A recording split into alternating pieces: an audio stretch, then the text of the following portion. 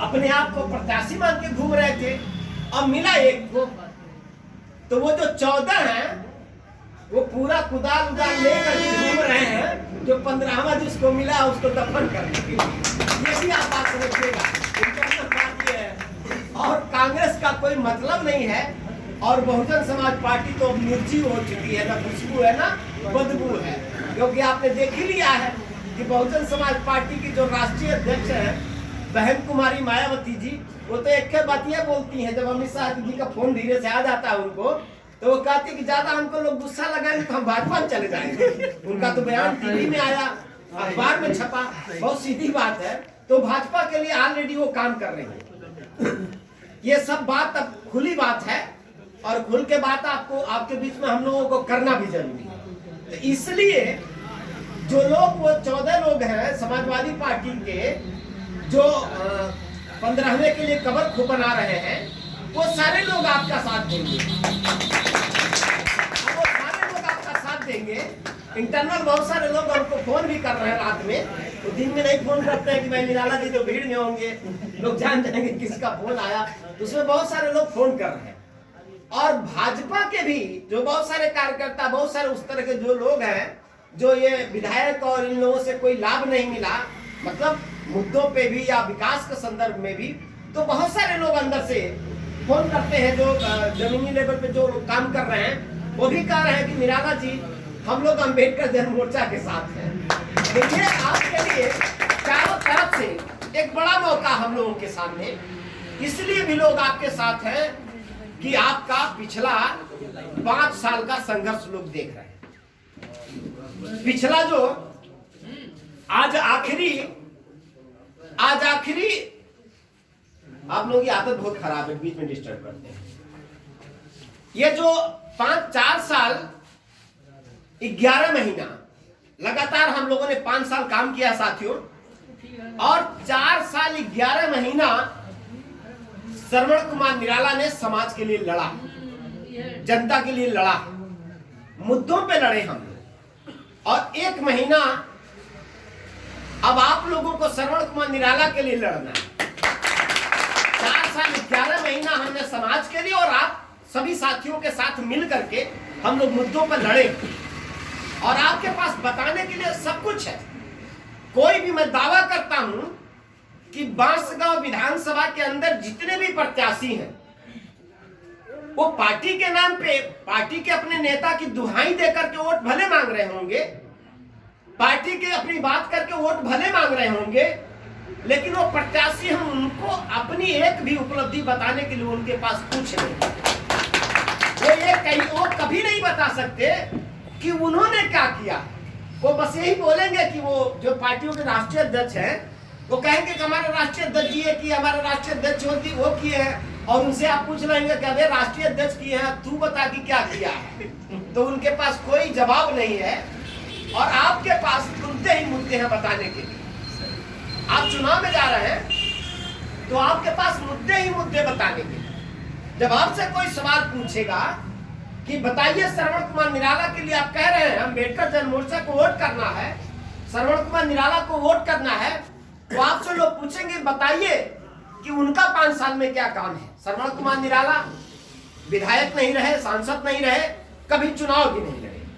25 साल की हमारी राजनीति है, 25 साल से मैं सार्वजनिक जीवन में काम कर रहा हूं, और पिछले 5 साल से लगभग मैं बांसगांव विधानसभा में काम कर रहा हूं। तो बिना चुनाव लड़े और बिना चुनाव जीते 4 साल 11 महीना की जो काम है श्रवण कुमार निराला का बांसगांव विधानसभा में, वो आप बता सकते हैं। जब कोई आपसे सवाल करेगा कि बताइए निराला जी ने क्या किया, तो आप उनको बता सकते हैं कि जो पड़पुरवा में ITI स्कूल था, जो 10 सालों से बनकर खराब हो रहा था, और बांसगांव इलाके के हजारों ऐसे बच्चे जो प्रतिभाशाली थे, गरीब के, किसान के, मजदूर के, दलित के, पिछड़े के, जिनको ITI करना था, वो मिनी इंजीनियर बन सकते थे, वो सरकारी राजकीय ITI कॉलेज 10 साल से बन के कबाड़ में तब्दील हो रहा था, वो बिल्डिंग खराब हो रही थी, वो जुआरियों का अड्डा बन चुका था।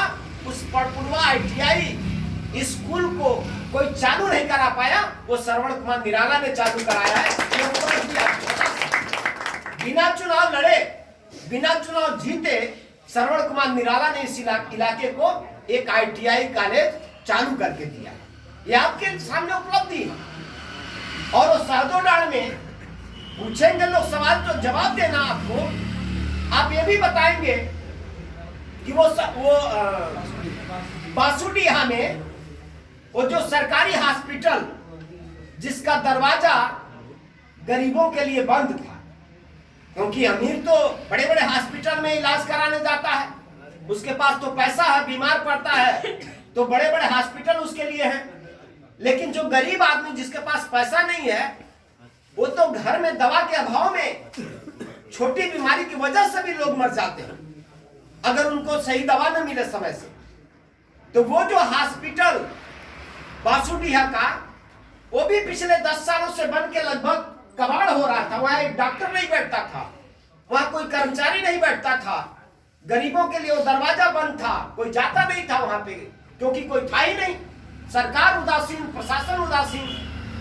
तो आप बता सकते हैं वो जो बासुडीहा का हॉस्पिटल है वो श्रवण कुमार निराला ने चालू कराया है। आप लोग अपनी उपलब्धि बताइए, श्रवण कुमार निराला की उपलब्धि है। जब लोग सवाल करेंगे कि आप बताइए श्रवण कुमार निराला की उपलब्धि, उनकी लड़ाई क्या, उनका संघर्ष क्या है, तो आप बता सकते हैं कि मत भूलना, याद रखना कि ये वही श्रवण कुमार निराला है कि जब कौड़ीराम के बगल में वो बिशुनपुर गांव है और अनुसूचित जाति का वो दलित समाज का जो बच्चा, मासूम बच्चा जो 17 से 18 साल का था, पुलिस वालों ने अपने थाने के अंदर उसको इतना मारा, उसको इतना प्रताड़ित किया कि उस बच्चे की गोरखपुर जाते जाते मौत हो गई थी। उस परिवार को भी अगर न्याय दिलाने के लिए कोई खड़ा था, कोई लड़ा था, तो वो श्रवण कुमार निराला था। वो दिन हमें याद है और आप सब लोगों को याद है, सारे लोग उस लड़ाई में शामिल थे कि पूरे इस कौड़ीराम इलाके को, पूरे गोरखपुर जिले से फोर्स बुलाई गई थी और पूरा घेरा गया था। लगभग सैकड़ों ट्रक PSC इस इलाके को घेर लिया गया था, लगा दिया गया था। और सवेरे 7 बजे हम लोग उस गांव में पहुंचे थे और जब वो शुभम की लाश उसके दरवाजे पे पड़ी थी और उसके माँ बाप दहाड़ लगा के रो रहे थे, तो हम लोगों का भी कलेजा फट गया था। वो दर्द था, वो महसूस किया था हम लोगों ने। पूरे गांव के लोग वहां पे बैठ के रो रहे थे और प्रशासन जबरदस्ती कर रहा था कि आधे घंटे के अंदर ये डेड बॉडी हटाओ, नहीं तो जबरदस्ती हम लोग ले जाकर के जला देंगे। और सवेरे 7:30 बजे हम लोग बैठते हैं, पहुंचते हैं जब वहां पे, तो तुरंत मैंने तहसीलदार को बोला कि अगर जबरदस्ती किया तो औकात में रहना, 2 मिनट में हम सही करना जानते भी हैं। और फिर हम लोग उस परिवार के साथ वहां पर उसी गांव में, उसी जगह पर हम लोग धरने पर बैठे और उसके बाद हड़कंप मच गया। मीडिया और सारे लोग लगे वहां पे, हड़कंप मचा और श्रवण कुमार निराला को डराने के लिए सैकड़ों ट्रक PSC बुलाया गया, पूरे इलाके को घेर लिया गया। DM SSP सारे लोग वहां पे लगे थे और लोग कह रहे थे कि आज निराला जी मारे जाएंगे। जो लोग आज चुनाव में आएंगे आपके बीच में, वो डरपोक लोग चौराहों पर खड़ा होकर बात कर रहे थे, गलियों में खड़ा होकर तमाशा देख रहे थे। वो लोग कह रहे थे कि आज निराला जी मारे जाएंगे और लोग सोच रहे थे कि जब निराला जी मारे जाएंगे तो हम तमाशा देखेंगे। उस परिवार के साथ भी नहीं कोई खड़ा हुआ था। उस परिवार को अगर न्याय किसी ने दिलाया तो वो श्रवण कुमार निराला है, ये बताने के लिए आपके पास उपलब्धि है। ये लड़ाई हम लोगों का, ये संघर्ष है, ये कोई कहानी नहीं है। और जब संघर्ष की बात आती है तो उसके लिए हिम्मत चाहिए, जज्बा चाहिए, लड़ने का जज्बा चाहिए। वो स्थला गांव आपको बताने के लिए आपके पास मुद्दे हैं, एजेंडे हैं। वो स्थौला गांव को भी हम नहीं भुला सकते। स्थौला गांव में, स्थौला गांव के लोगों को गगहा थाने पर बुला करके उनके ऊपर गोली चलाया गया। स्थौला गांव के दलितों को जब गगहा थाने के अंदर मारा जाने लगा और उनके ऊपर गोली चल गई साथियों, तो इलाके में जितने भी लोग आज कैंडिडेट पार्टियों के प्रत्याशी बन के आए हैं ना, किसी एक आदमी, कोई एक आदमी नजर वहां नहीं आया उन लोगों के साथ। और जब गोली चली तो जब जित्तू को गोली लगा, उस गांव के सबसे वरिष्ठ आदमी थे जित्तू। आप कभी जाइएगा उस गांव में तो पूछिएगा जित्तू और उनके परिवार के जो अस्थौला गांव के लोग, उनसे पूछिएगा। जब जित्तू को गोली लगी तो हम लोगों को जैसे सूचना लगा तो मैंने अपने अध्यक्ष माननीय श्रवण शर्मा जी से कहा कि सभी साथियों को लेकर पहुंचिए, मैं भी आ रहा हूं और आप पता करिए क्या हो रहा है, देखिए उसको कवर करिए। और मैं तो अपने अध्यक्ष पर मुझे गर्व है कि अभी मैं रास्ते में हूं, मैं वहां पहुंचने वाला हूं। रास्ते में पुलिस मुझको की निराला भी आ रहा है और गिरफ्तारी के लिए प्रेशर बनाया जा रहा है। और हमारे अध्यक्ष जी तो थाने में ही पहुंच गए और कहे कि निराला जी को सब गोली चल रही है। हमने कहा कि अपनी जान भी बचा के रखना साथी। हमारे अध्यक्ष ने उस समय वो काम किया था साथियों। और उसके बाद तुरंत जब जित्तू को गोली लगी तो यहाँ एम्बुलेंस से लदवा करके अध्यक्ष जी ने भेजा उनको, और मेडिकल कॉलेज में हम लोग खड़े थे। पूरा प्रशासन वहां पर लगा था। पूरा प्रशासन ये कह रहा था गोली नहीं चली है, और हम कह रहे थे गोली चली है। और जित्तू के पैर से गोली निकाला गया। वो जो एक्सरे हुआ था ना, वो एक्सरे भी वहां का जो जिला प्रशासन का जो एसपी सिटी था वो लेकर के भाग रहा था। वो तो हमारा एक जानने वाला हमारा एक साथी था जिसको मैंने कहा कि किसी भी सूरत में मुझे उस एक्सरे की कॉपी चाहिए। तो जैसे ही एक्सरे की कॉपी निकली वो लड़का लेके बाथरूम में भाग गया। और एसपी सिटी खोज रहे थे कि वो एक्सरे कहाँ गया, एक्सरे कहाँ गया। बाथरूम में लेके भागा किसी तरह से, उसका फोटो खींचा मोबाइल पर और तुरंत हमको व्हाट्सएप पे आता है। तब जाके मैं मीडिया को जारी करता हूँ। तब मीडिया कहती कि नहीं गोली चली है, प्रशासन कह रहा था गोली नहीं चली है। तो उस अस्थौला गाँव के जो पीड़ित लोग थे उनके साथ भी अगर उस समय कोई खड़ा हुआ साथियों तो कोई और नहीं, वो श्रवण कुमार निराला ही थे जो वहां के लोगों को। वो मुश्किल का दौर था, वो कठिन दौर था, और पूरे देश भर के लोगों को मैंने वहां बुलाया। उसमें शोभना मसाल भी आई जो भी हमारे कार्यक्रम में थी। उसमें दिल्ली से मैंने बहुत सारे लोगों को, मानवाधिकार आयोग के लोगों को मैंने बुलाया था। वो पूरी टीम मैंने भेजा था। वो तब जाके लड़ाई, वो मुद्दे की लड़ाई लड़ी गई थी। लोग समझ नहीं रहे थे कि क्या हो रहा है। बड़ी मुस्तैदी के साथ हम लड़ रहे हैं। तो आपके सामने ये तमाम ऐसे मुद्दे हैं। आप बता सकते हैं कि हमारा नेता श्रवण कुमार निराला को क्यों वोट देना है और श्रवण कुमार निराला का योगदान क्या है, वो हम बता रहे हैं। अगर बिजली की समस्या रही, अगर पेंशन की समस्या रही, अगर सड़क की समस्या रही, तो श्रवण कुमार निराला ही वो आदमी है जो हजारों लोगों को लेकर के तहसील पर, हजारों लोगों को लेकर के एसडीएम और सीओ को घेरते हैं। और घंटों हम जनता के बीच में एसडीएम और सीओ को हम लोग खड़ा करने में कामयाब हुए और जन समस्याओं का समाधान करने में हम लोग कामयाब हुए थे साथियों। तो ये इन मुद्दों पे आपको बात करना है। उनके पास कोई मुद्दा नहीं, वो सिर्फ अपनी पार्टियों की बात करेंगे। वो कहेंगे कि आप हमारी सरकार बनवा दीजिए, ऐसा कर देंगे। आज आप देख रहे हैं हमारे वकील साहब ब्रजेश्वर जी बता रहे थे कि बीजेपी के लोग हम लोगों को भिखारी समझ रहे हैं, वो भिखारी बना रहे हैं। और महापुरुषों ने कहा है कि जब क्रूर राजा होता है, बेईमान राजा होता है, तो प्रजा को वो भिखारी ही बनाना चाहता है, वो मुफ्त खोर बनाना चाहता है। क्योंकि प्रजा जब मुफ्त खोर हो जाएगी तो नकारी हो जाएगी। और ये भी लोगों ने कहा कि प्रजा को इतना कमजोर कर दो, इतना कमजोर कर दो, इतना दिनहीन कर दो कि 5 किलो चावल को ही वो विकास समझने लगे, उसी पे लाचार रहे। आज क्या है, भिखारी की तरह हमारे साथ व्यवहार सरकार कर रही, बीजेपी के लोग, भाजपा के लोग कर रहे। ये नरेंद्र मोदी चाहे योगी आदित्यनाथ जी, क्या है, चुनाव आ गया है तो चुनाव में 5 किलो अनाज, 5 किलो चावल, 5 किलो गेहूं तो नहीं, अब फरवरी तक नहीं, मार्च तक, मई अप्रैल तक ऐसे बढ़ा रहे। और हमारे साथ साजिश कितनी बड़ी कर रहे हैं। हमारे बच्चों को नौकरी नहीं दिया। अगर हमारे बच्चों को कह रहे थे ना, दावा कर रहे थे कि हर साल हम 2 करोड़ नौजवानों को रोजगार देंगे, रोजगार तो नया नहीं दिया साथियों। बीजेपी की सरकार, आरएसएस की सरकार देश में चल रही है, रोजगार तो नहीं दिया, लेकिन जितने लोग नौकरिया में थे उनको निकाल जरूर दिया।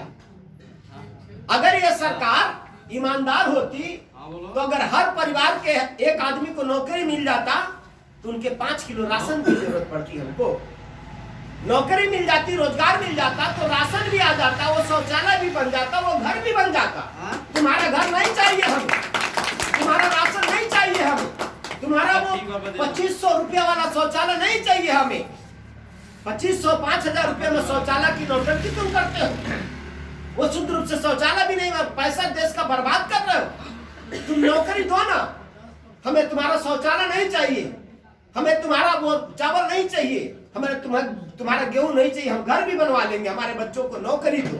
लेकिन हमारे बच्चों को नौकरी नहीं दे रहे हैं। हमारे नौजवान, हमारे पढ़े लिखे जो पीएचडी धारक है, जो ग्रेजुएट है, पोस्ट ग्रेजुएट है, ऐसे नौजवान आज क्या है, कितना दुखद है कि जब हमारा नौजवान नौकरी मांग रहा है तो उसको सड़कों पर दौड़ा करके लाठी से मारा जा रहा है।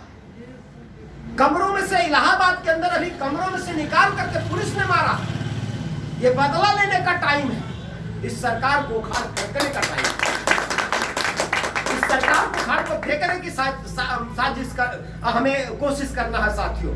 और हमारे शिक्षा का दरवाजा ये सरकार बंद कर रही है। आप देख रहे हैं कि लगातार पढ़ाई इतना महंगा किया जा रहा है, पढ़ाई लिखाई इतना महंगा किया जा रहा है कि अब हमारे बच्चे भी नहीं पढ़ पाएंगे। स्कूल बंद नहीं करेंगे, प्राइवेट स्कूल खूब खुलवा रहे हैं और सरकारी स्कूलों को बेच रहे हैं। हमारे लिए पढ़ाई के रास्ते बंद किए जा रहे हैं, क्योंकि पढ़ाई महंगा कर देंगे तो मजदूर आदमी पढ़ाई नहीं पाएगा।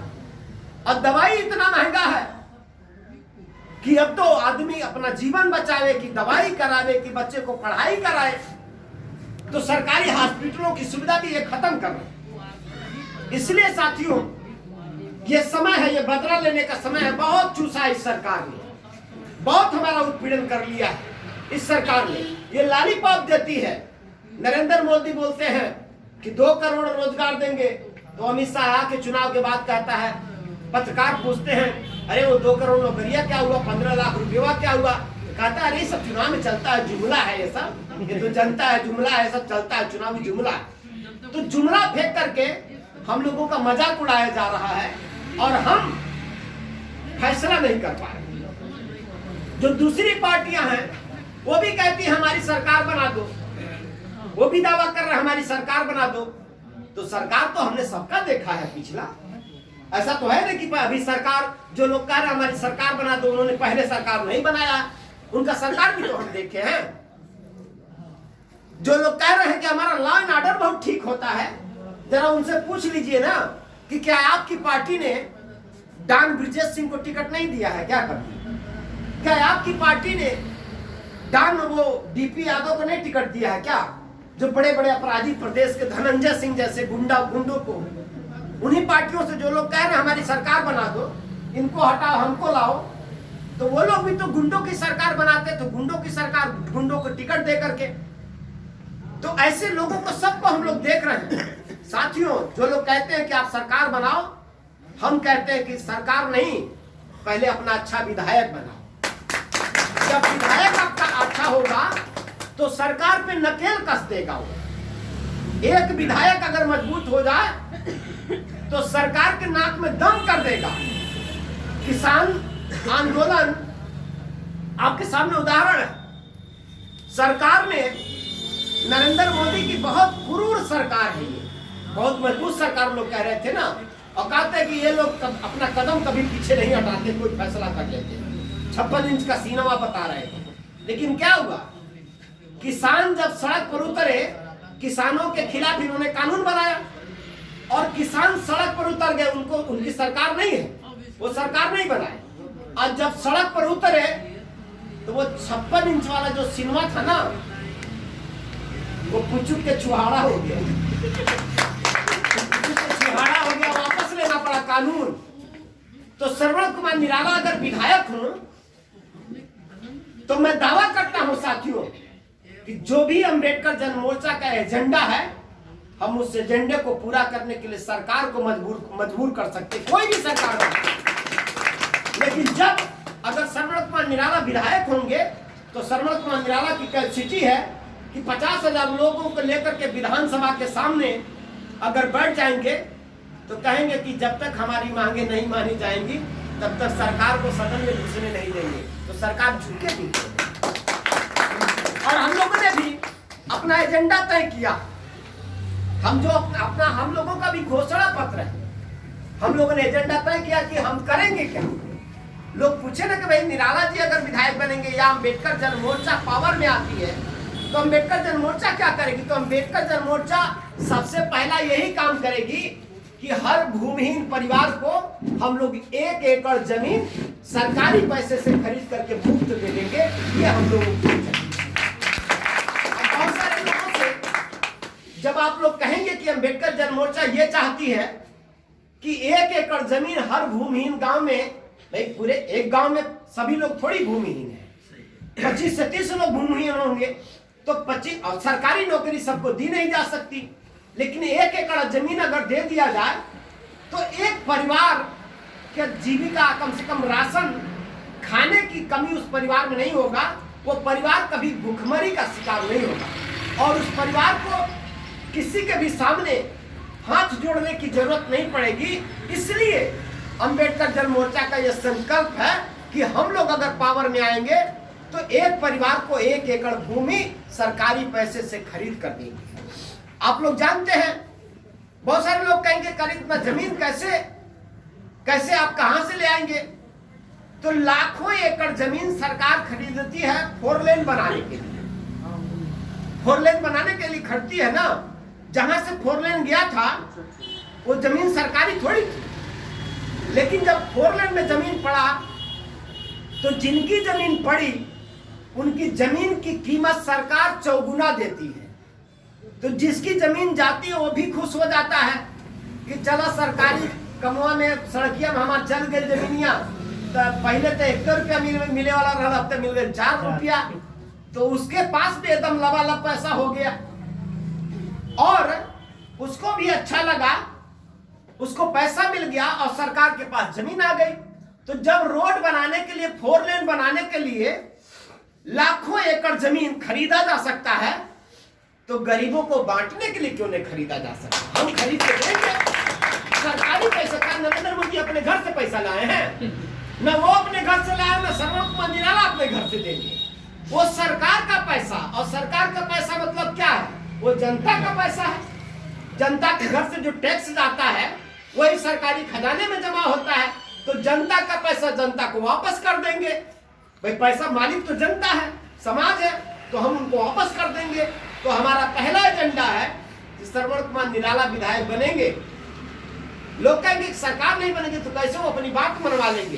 तो मनवाने का तो हुनर हम लोग जानते ही हैं। हम बाबा साहब डॉक्टर अम्बेडकर की औलाद हैं, हम किसी कमजोर आदमी की औलाद नहीं है। और डॉक्टर अम्बेडकर उस जमाने में जब पानी पीने का हक नहीं था, पढ़ने लिखने का हक नहीं था, रास्ते में चलने का हक नहीं था, तो उस जमाने में बाबा साहब डॉक्टर अम्बेडकर लड़ाई लड़ करके हम लोगों को इतना सारा अधिकार दे दिया कि आज हम राजपाट ले सकते हैं।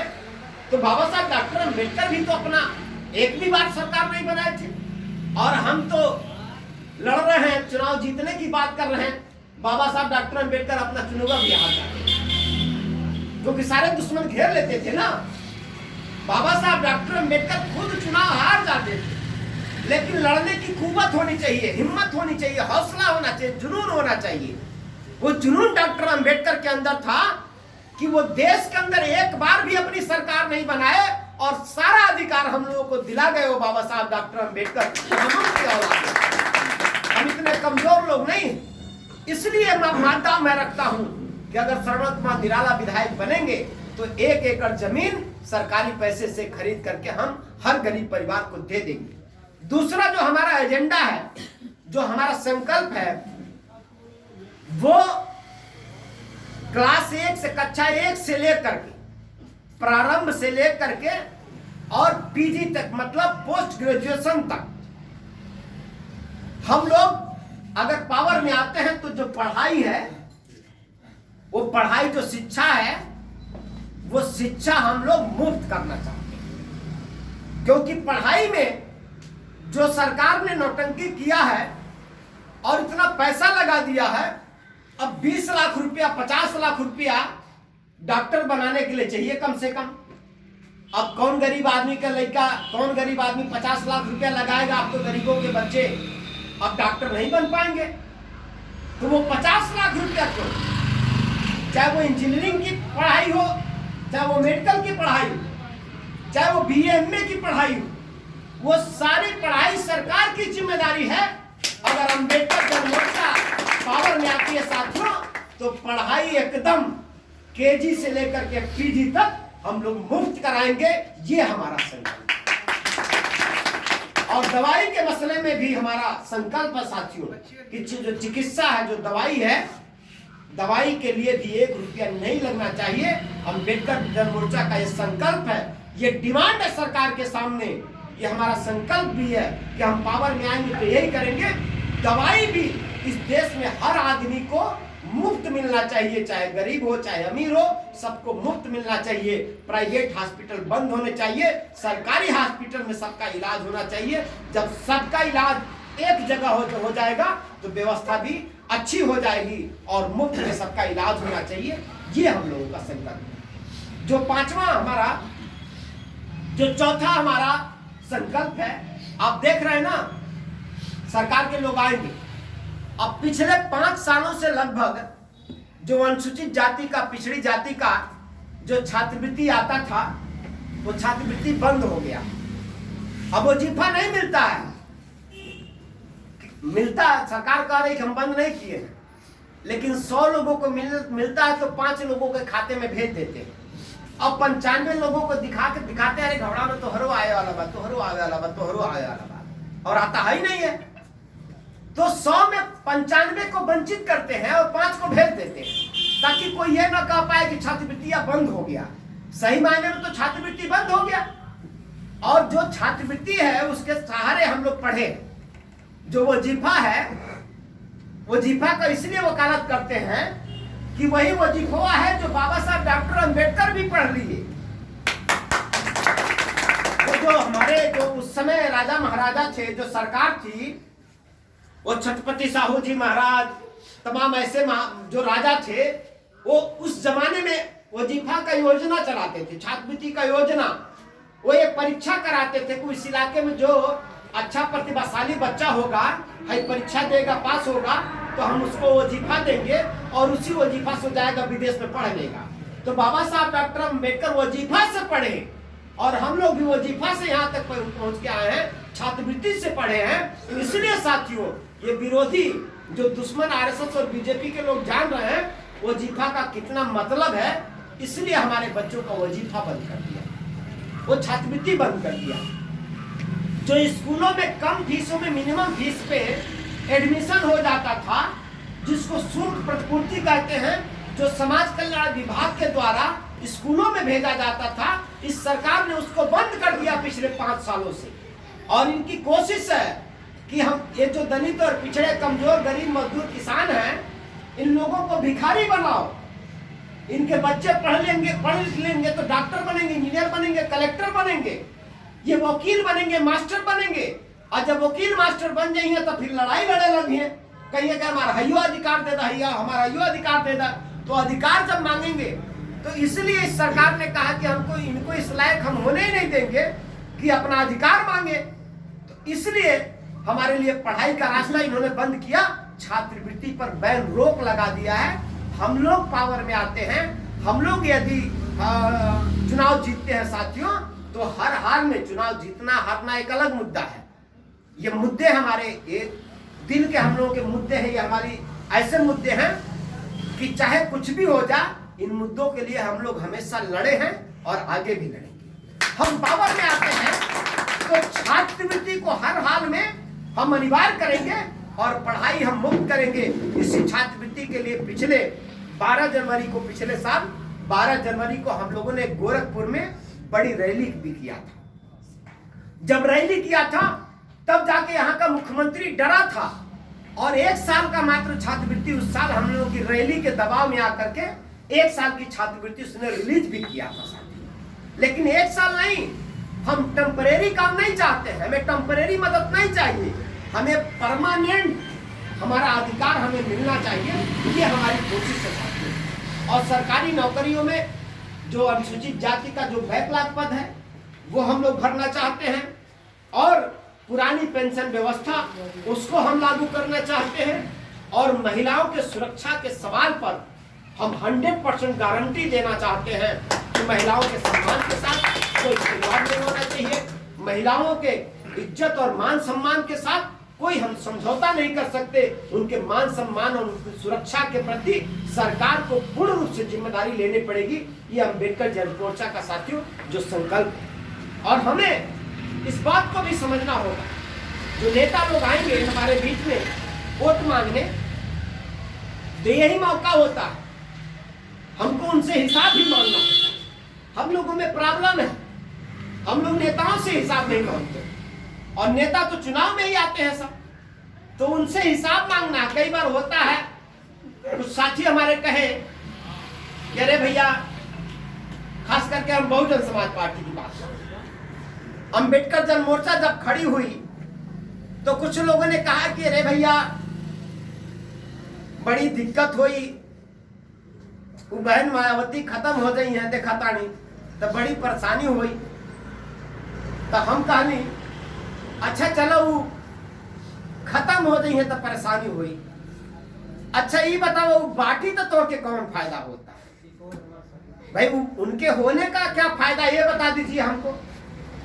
हाथरस में वो दलित समाज की बेटी थी, उसकी आबरू लूटा गया और उसका मर्डर कर दिया गया, और इस सरकार ने रात में जबरदस्ती ले आकर उसके घर वालों को, उस बेटी के घर वालों को कमरे में बंद किया, और रात में उस बेटी को दरिंदगी के साथ पेट्रोल जला करके जला के उसको फूंक दिया गया।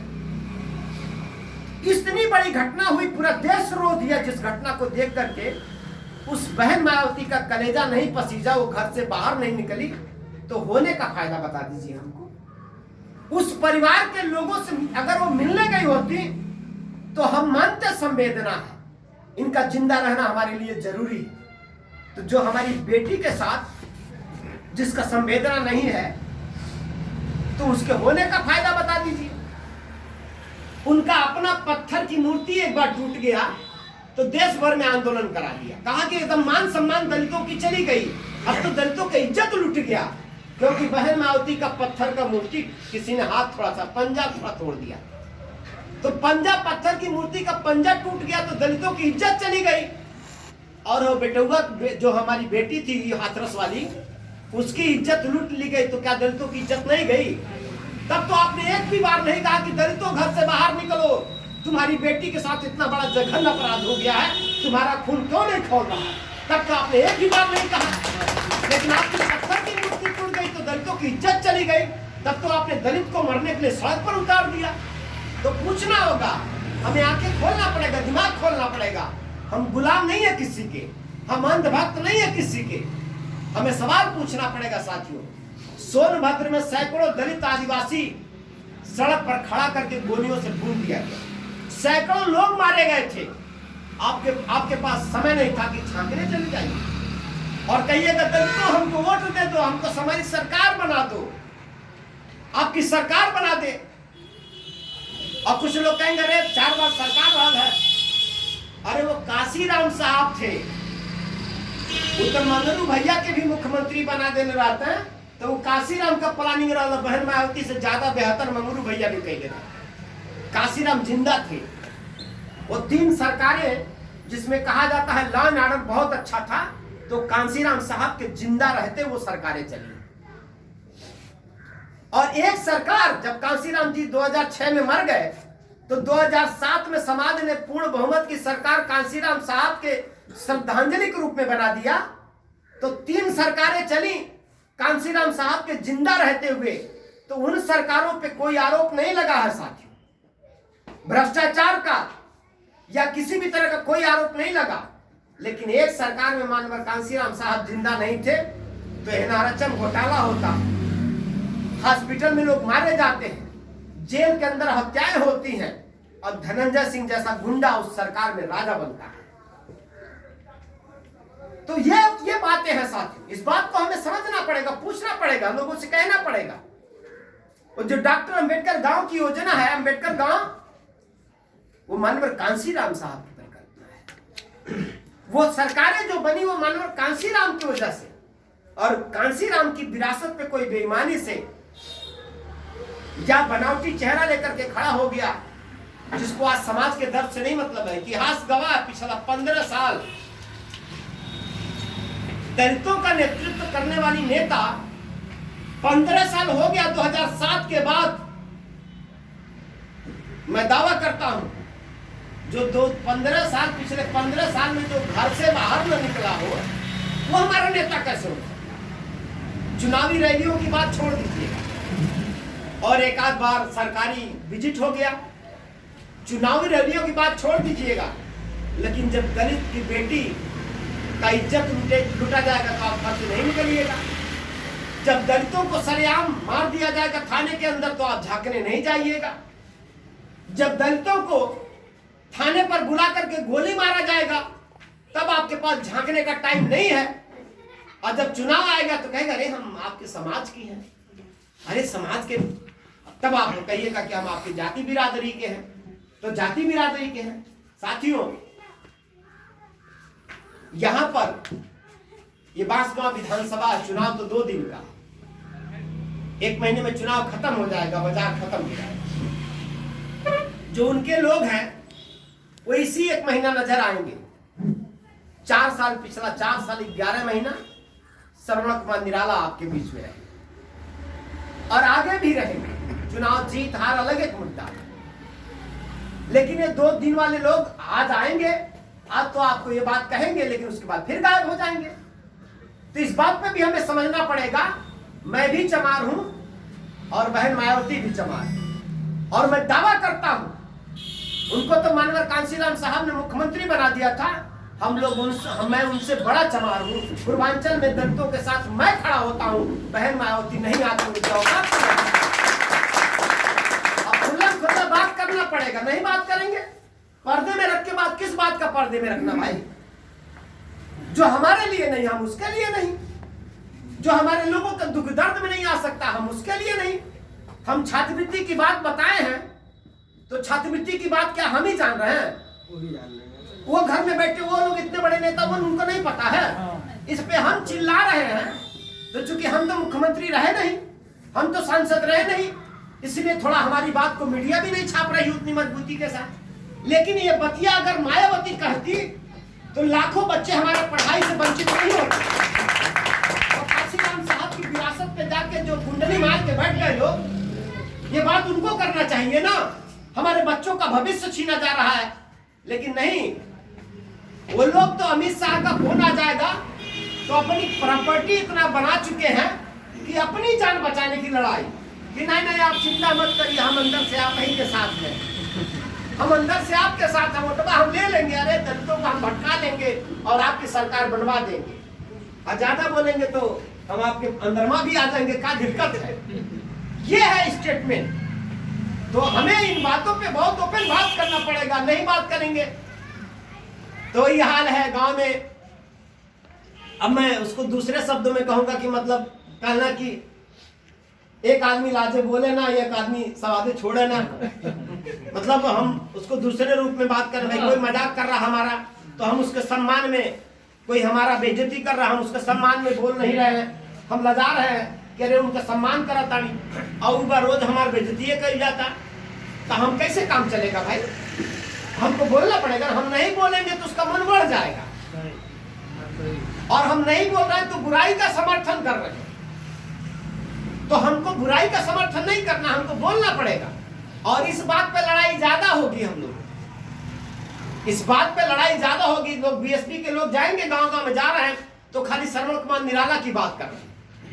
अब उनको दूसरे से लड़ाई नहीं है, खाली अरे निराला जी नहीं, आप जान रहे हैं ना, उनके जान में मत फंसिएगा, अरे आप जान नहीं रहे हैं, निराला जी गड़बड़ कर देंगे, अरे बहन जी की इज्जत देखिए, बहन जी की इज्जत सम्मान, मतलब हमारी बेटी के साथ आबरू लूट जाएगा तो बहन जी हमारी इज्जत नहीं देखेंगे। अब बहन जी के खाली उनका मतलब भाई, उनके भाई आनंद हमें तो 1600 करोड़ रुपया पकड़ाई ला, सीबीआई छापा मारला और दिल्ली से हाथरस बहुत दूर नहीं बदलिया। मनो हम किराए लगता कि 5,000 रुपया का डीजल लगत, जब 5,000 रुपया का डीजल उनके फूके पैसा नहीं बा, और भाई के कंपनी में छापा पड़ल था, कितना मिलल 1600 करोड़ रुपया। पकड़ा गए, बीजेपी वाले थप्पड़ मार के लेके चल गए। और वो बहन जी दिन टीवी पे बयान देली, मेरे पास पैसा नहीं इसलिए मैं सभाएं नहीं, रैली नहीं कर रही हूँ। और कन्या टीवी पर रिपोर्ट जारी भइल बा, कन्या टीवी पर रिपोर्ट जारी भइल, ADR एक एजेंसी है, भारत के अंदर सबसे ज्यादा पैसा, पार्टी की मैं बात कर रहा हूँ, तो सबसे ज्यादा पैसा 1 नंबर का जो बैंक में जमा बा, 2 नंबर के बाद छोड़ दीजिए, 2 नंबर का बहुत पैसा बा, 1 नंबर का कल टीवी पर भी आवत रहा, रिपोर्ट आई बा, भारत में सबसे ज्यादा पैसा वाले पार्टी कौन है? भाजपा। भाई ओकर तो सरकार बा, प्रधानमंत्री और मुख्यमंत्री बाड़ा, ये सबसे ज्यादा पैसा भाजपा के पास बा। और दूसरा नंबर जानते हैं सबसे ज्यादा पैसा किस पार्टी के पास है? सबसे ज्यादा पैसा बहुजन समाज पार्टी के पास। भाई उनका 1400 करोड़ दिखा रहा है, इनका 650-700 करोड़ के आसपास में दिखा रहे, 1 नंबर का। इनसे गरीब तो दूसरी पार्टी सब ऐसे बांट। और ये बहन मतलब 650 करोड़ रुपया खत्म जमा बा। धर्मा देवी जी जब चाह तब चेक लगावा, निकाला, डीजल पेट्रोल भरावा, जहां मर्जी जाए पा। अब वो 600 करोड़, जब 650 करोड़ 1 नंबर के भैया हम बोले चुगुल भैया, हाँ, और वो एकदम टीविया में आवा था, और बैंकों के स्टेटमेंट हम जारी बा। अब जगरे खाता में 650 करोड़ बा, अब वो कहता हमारे पास पैसा नहीं, तो हम कैसे हाथरस जाए, हम कैसे उन्नाव जाए, हम कैसे बिशुनपुर गांव में जाए, हम कैसे अस्थौला वालन से मिले जाए, ओकरे पास पैसे में नहीं बा। हमन के लगे, हमन के खाता में 650 नहीं बा, तब हमन रोज दौड़तानी 650 नहीं बा, तब हमन रोज दौड़तानी। भाई हमन के अपन दोस्त मित्र से नई गाड़ी में तेल भरा पाता, तब फलाने भाई कहाँ बड़ा तनी 1000 रुपया देबा, तनी गाड़िया में तेल भरा जा, तन जाए बाबा हमारे समाज के ऊपर वहाँ घटना हो गई बा, हमके जाए जरूरी बा, ते महाराज रुकिए अभी आधे घंटे में व्यवस्था करते तब देते हैं, तब जाइएगा तेल डलवाइएगा। हम लोग तो ऐसे चलते, हम लोग पूर्ण रूप से समाज के बनाए हुए आदमी हैं। तो इन बातों पर सवाल करना है।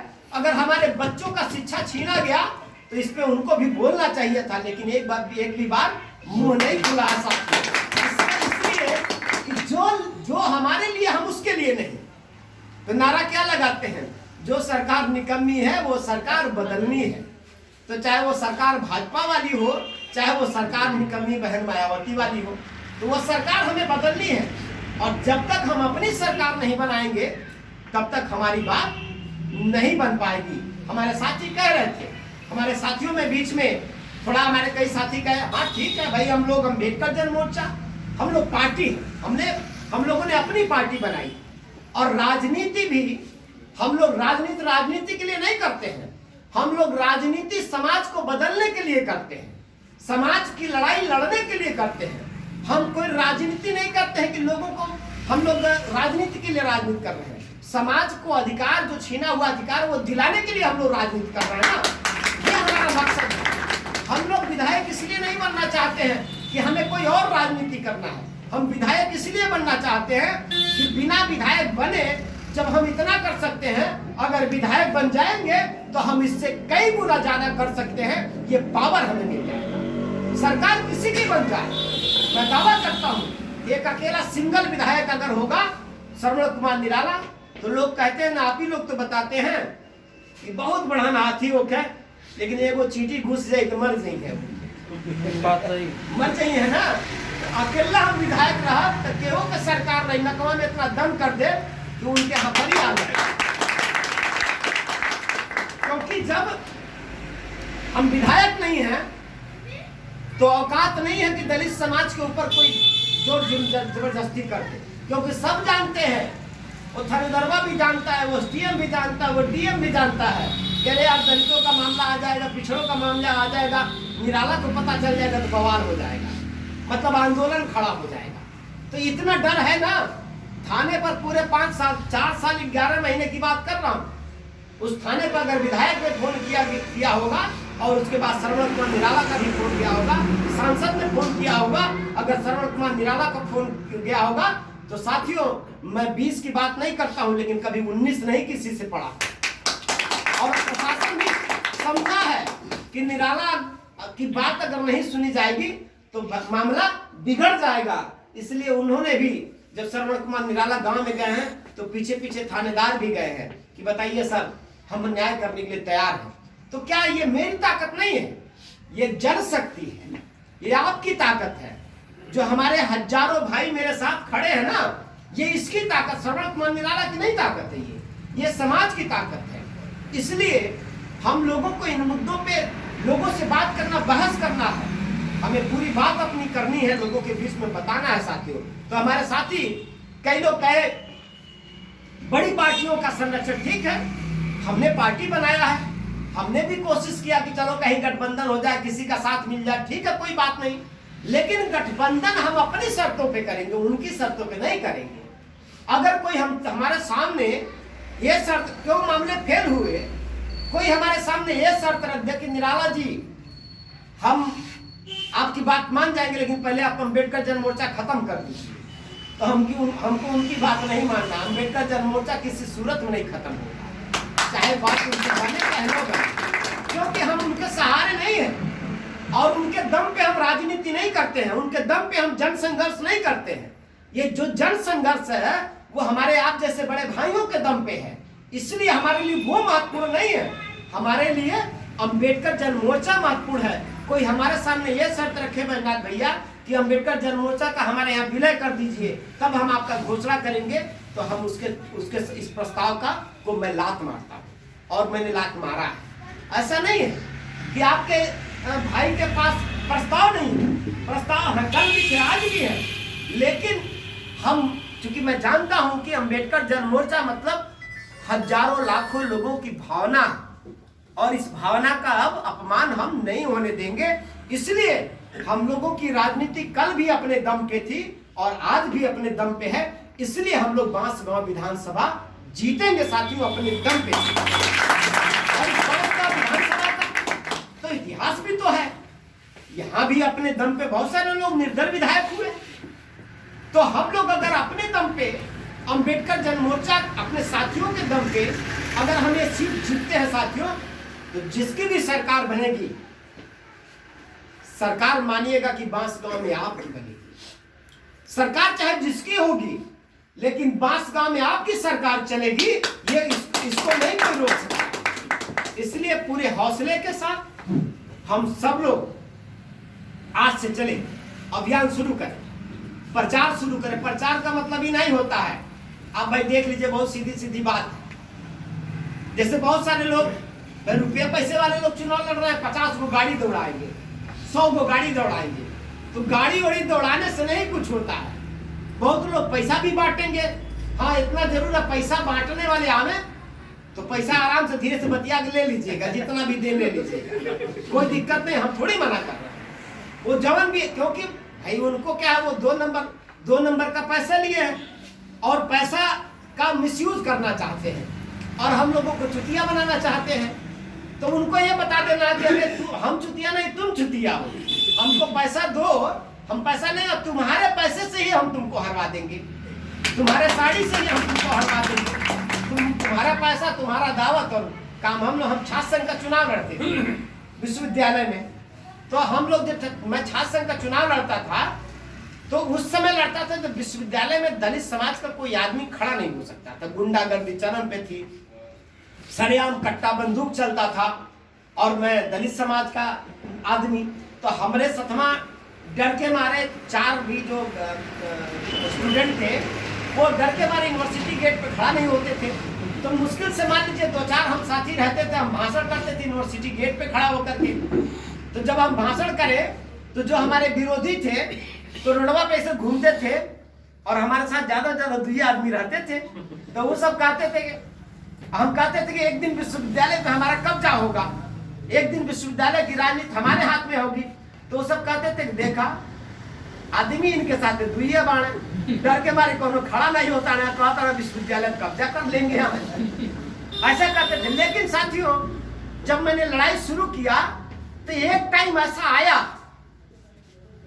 लगभग 8-10 साल छात्र संघ की राजनीति मेरी रही, और एक टाइम ऐसा आया कि उसी विश्वविद्यालय में जहां 2 लोग मेरे साथ मुश्किल से खड़ा हो पाते थे, उसी विश्वविद्यालय में जब श्रवण कुमार निराला चलते थे तो काफिला चलने लगा। एक टाइम ऐसा आया कि उसी विश्वविद्यालय में जहां ठाकुर ब्राह्मण गुंडा मवाली अपने आप को बड़े बड़े जो तोप रहते थे, कहते थे हम बड़े नेता हैं, उनकी बात नहीं सुनी जाती थी।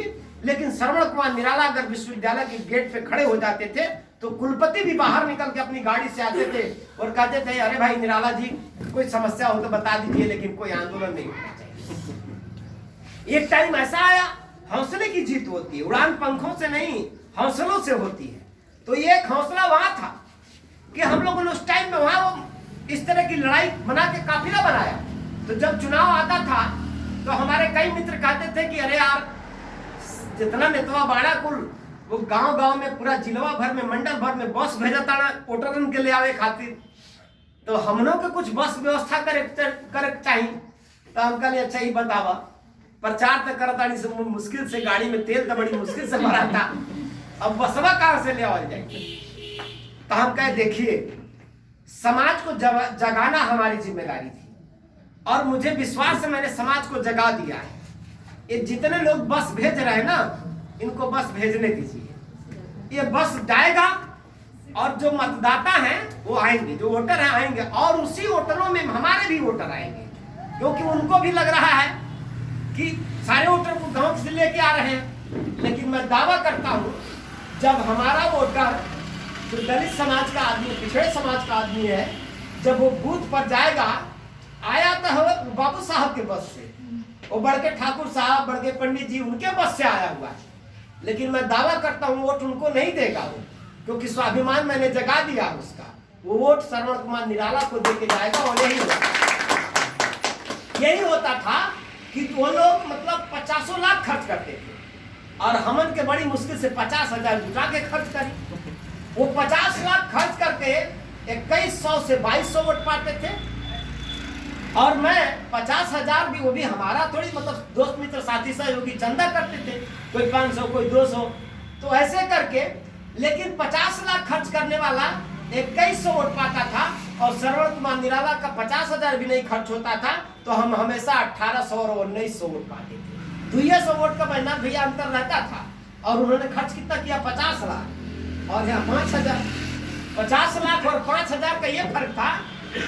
ठीक हम जीते नहीं, लेकिन लड़ते वो लोग हमेशा हम ही से थे। और बड़े बड़े अखबार अंग्रेजी चैनल वाले वो लिखते थे कि जो लोग गुमान में हैं कहीं बीच का रास्ता श्रवण कुमार निराला न तय कर दे और कहीं विश्वविद्यालय का इतिहास न पलट जाए। साथियों मैं चुनाव जरूर नहीं जीता, लेकिन इतना जरूर है कि छात्र संघ का पदाधिकारी जितना बजट नहीं खर्च करा सकता था, मैं दलित साहित्य सम्मेलन करा करके 20 लाख विश्वविद्यालय का मैं खर्च कराता था।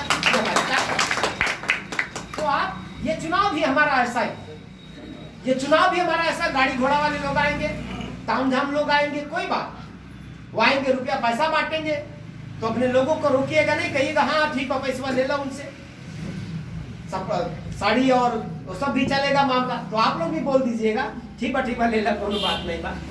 लेकिन उनको हमको उसी बात पे जवाब देना है कि हमको उन्हीं के संसाधनों को लगा करके हमें अपनी ताकत को मजबूत करना। अब जैसे इतना नहीं हो पाएगा ना, हम लोग भाई बहुत ज्यादा गाड़ी, प्रचार का मतलब गाड़ी घोड़ा थोड़ी होता है कि 100 ठो गाड़ी लगा दिया प्रचार शुरू हो रहा है। प्रचार का मतलब जितने हम लोग यहाँ पे बैठे हैं, हम निकलेंगे किसी गांव में जाएंगे, अपने गांव में जाएंगे, चक्की चौराहे पे जाएंगे, हर जगह जाएंगे ना, तो हम लोग पर्चा पंपलेट जेब में रहना चाहिए। पर्चा पंपलेट जेब में रहेगा और जेब मिला उन्हें धीरे से निकाल के पर्चा थमा देने की जरूरत बा और उनसे अपन बात करने की जरूरत बा। बाकी जितना भाई संसाधन होगा, जो व्यवस्था होगा, वो तो लगाया ही जाएगा। वो जो अपने मददगार, अपने साथी सहपाठी, वो सब तो जो एक सामान्य जरूरत है वो तो कोशिश किया ही जाएगा। लेकिन रुपए पैसे वालों से हमें गाड़ी घोड़ा का मुकाबला नहीं करना है, हमें उनके खर्चे का मुकाबला नहीं करना। हमें तो ये मुकाबला करना है कि है पर्चवा हम उनसे ज्यादा लोगों के घर तक पहुंचा देंगे। और ये काम तब होगा जब हम पैदल गांव में घूमेंगे, वो बड़े बड़े गाड़ियों से नहीं काम होगा। जब हम गांव के अंदर पैदल घूमेंगे और बड़ी भीड़ लेके नहीं, बस 2-4 लोगों को लेके घूमेंगे। और इतना ही कहना भैया, एक मौका हम लोगों को भी दीजिए। सबको देखा बार बार, श्रवण कुमार निराला को देखो एक बार। हम दोबारा नहीं ना, अगर हम बेहतर नहीं करेंगे तो हम दोबारा नहीं बात करने लायक रहेंगे। लेकिन एक बार हम बेहतर करेंगे तो आप हमेशा हम ही को मौका देंगे। इसलिए बहुतों को मौका दिया। और वही है कि भाई सब दल में बादल दल और निराला बड़ा निर्दल, क्या बोले ये सब नारा तो है ना भाई। हम लोग का अपना दल है, तो चाहे इसको निर्दल कहिए चाहे अपने पार्टी कहिए, तो पार्टी तो हमारी अपनी है। हाँ, चूंकि अभी हमारी नई पार्टी है और नई पार्टियों का कुछ मानक होता है, वो मानक पूरा करने के बाद ही हम लोगों को अपना चुनाव निशान जारी होता है। एक आध इलेक्शन हमें लड़ना पड़ता है, कुछ हमें दिखाना, उपचुनाव वगैरह दिखाना पड़ता है। तो अभी हम लोग चूंकि वो निर्वाचन आयोग में हम लोग दाखिल हो चुके हैं, लेकिन कुछ प्रक्रिया बाकी है, तो हम लोगों को एक चुनाव वैसे भी लड़ना पड़ेगा, तब जाके हम लोगों को परमानेंट। मानवर कांसीराम साहब ये हमें ना, कांसीराम साहब भी 2-3 चुनाव बिना चुनाव निशान के लड़ल बा। बैजनाथ भैया आप लोग के याद, कांसीराम साहब भी बहुजन समाज पार्टी को चुनाव निशान थोड़ी तुरंत मिल गई। कांसीराम साहब भी 2 चुनाव बिना चुनाव निशान के लड़े। तो हमन के एक चुनाव निशान अपने मतलब चुनाव निशान मिली था नहीं, लेकिन यह 20 दिन पहले मिली। भाई मान लीजिए कि 4 तारीख से पर्चा दाखिला शुरू होगा। तो हाँ, एक बात बहुत महत्वपूर्ण बात यह है कि 4 तारीख से पर्चा दाखिला शुरू होगा, तो 7 तारीख को हम लोग पर्चा दाखिल किया। 7 तारीख को सोमवार है, 7 तारीख को दिन सोमवार है। हम लोग